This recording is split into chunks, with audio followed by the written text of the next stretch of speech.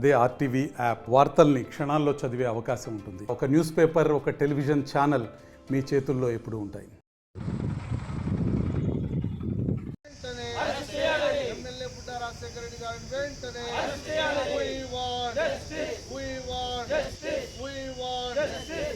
అధికారులపై దాడి చేసిన బుడ్డా రాజశేఖర రెడ్డి గారిని వెంటనే ఎమ్మెల్యే బుడ్డా రాజశేఖర రెడ్డి గారిని వెంటనే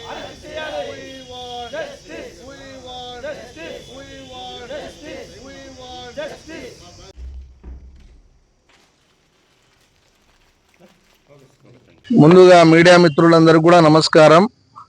నా పేరు వడితే శంకర్ నాయక్. నేను ఏపీ స్టేట్ ఎస్టీ కమిషన్లో మాజీ ఎస్టీ కమిషన్ సభ్యుడిగా, ప్రస్తుతం నేను గిరిజన ప్రజా సమాఖ్య వ్యవస్థాపక జాతీయ అధ్యక్షుడిగా పనిచేస్తూ ఉన్నాను. ముఖ్యంగా 19వ తేదీ రాత్రి శ్రీశైలం స్థానిక ఎమ్మెల్యే అయినటువంటి పెద్దలు గౌరవనీయులు బుడ్డా రాజశేఖర రెడ్డి గారు తన అనుచరులతో శ్రీశైలం వెళ్తూ విధి నిర్వహణలో ఫారెస్ట్లో ఉన్నటువంటి నలుగురు ఫారెస్ట్ సిబ్బంది పైన అతను అనుచితంగా, అతనే కాకుండా తన అనుచరులంతా కూడా అనుచితంగా ప్రవర్తించడమే కాకుండా విధి నిర్వహణలో ఉన్నటువంటి ఫారెస్ట్ ఆఫీసర్ డ్రైవర్ని ప్రత్యక్షంగా ఎమ్మెల్యే గారే ఆ డ్రైవర్ మీద మ్యాన్ హ్యాండ్లింగ్ చేయడం, దాడి చేయడం అనేది నిజంగా ఇది ఒక హేయమైన చర్యగా మేమందరం కూడా దీన్ని పూర్తిగా తీవ్రంగా ఖండిస్తూ ఉన్నాం.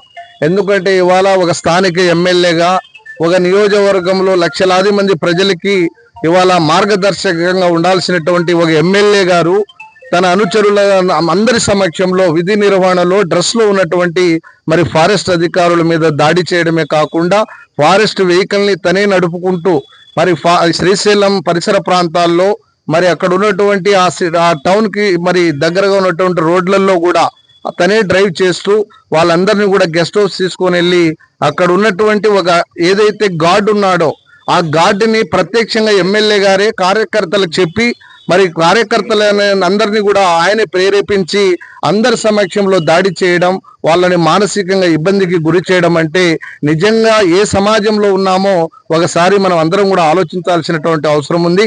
కాబట్టి ఇవాళ మేము రాష్ట్ర ప్రభుత్వానికి ఒకటే డిమాండ్ చేస్తా ఉన్నాం. తప్పు చేసిన వ్యక్తి ఏ స్థాయి వ్యక్తి అయినా సరే చట్టపరంగా తప్పనిసరిగా చర్యలు తీసుకోవాల్సినటువంటి అవసరం ఉంది. సామాన్యుడు తప్పు చేస్తే ఒకలాగా, అంటే అధికారులు ప్రజాప్రతినిధులు తప్పు చేస్తే ఇంకొకలాగా ప్రభుత్వం ఇవాళ వ్యవహరిస్తూ ఉందని ప్రజలందరూ కూడా అనుకుంటా ఉన్నారు. ఇవాళ చట్టం మీద సమాజంలో ఉన్నటువంటి ప్రతి పౌరుడికి కూడా ఎంతో గౌరవం ఉంది. ముఖ్యంగా ఈ ప్రభుత్వం మీద, కూటమి ప్రభుత్వం మీద కూడా ఇవాళ ప్రజలందరికీ కూడా ఎంతో ఒక నమ్మకం ఉంది. కాబట్టి గౌరవ రాష్ట్ర ప్రభుత్వం ఇవాళ ఎమ్మెల్యే ఎవరైతే ఈ ప్రత్యక్ష దాడిలో పాలు పంచుకున్నాడో, దాడి చేశాడో, ఇవాళ అన్ని ఆధారాలు ఉన్నాయి, సీసీ ఫుటేజ్ల ఆధారాలు ఉన్నాయి. ఇవాళ ఎంప్లాయీస్ అందరూ కూడా మానసికంగా వాళ్ళని అన్ని విధాలుగా ఏ రకంగా ఇబ్బంది పెట్టాలో అన్ని రకాలుగా ఎమ్మెల్యే గారే ప్రత్యక్షంగా దగ్గరుండి ఇవాళ వాళ్ళని ఇబ్బంది పెట్టడం అంటే నిజంగా ఇవాళ ప్రభుత్వ ఉద్యోగులకి ఈ పరిస్థితి ఉంటే ఈ రాష్ట్రంలో సామాన్యుల పరిస్థితి ఏ విధంగా ఉందో ఒక్కసారి అందరూ కూడా ఆలోచించాల్సినటువంటి అవసరం ఉంది.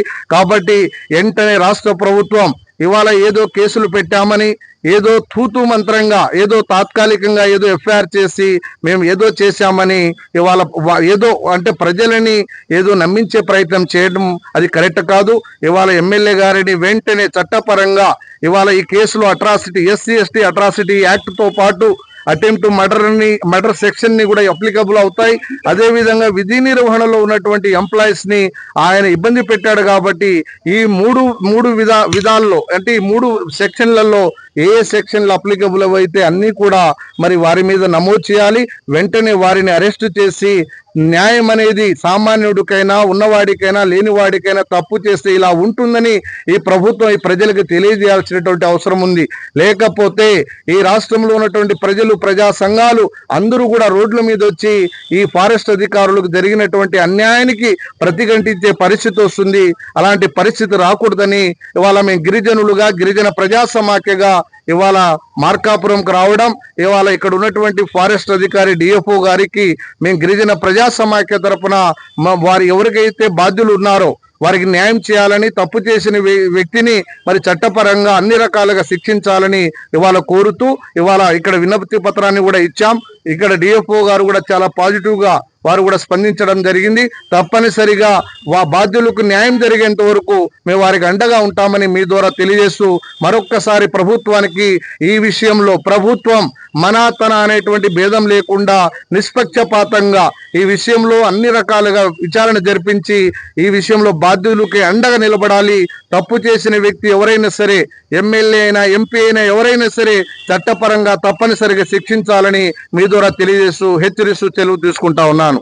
మరిన్ని వీడియోస్ కోసం ఛానల్ ని సబ్స్క్రైబ్ చేయండి. లేటెస్ట్ అప్డేట్స్ కోసం వాట్సాప్ ఛానల్ ని ఫాలో అవ్వండి. అండ్ లింక్ డిస్క్రిప్షన్ లో ఉంది.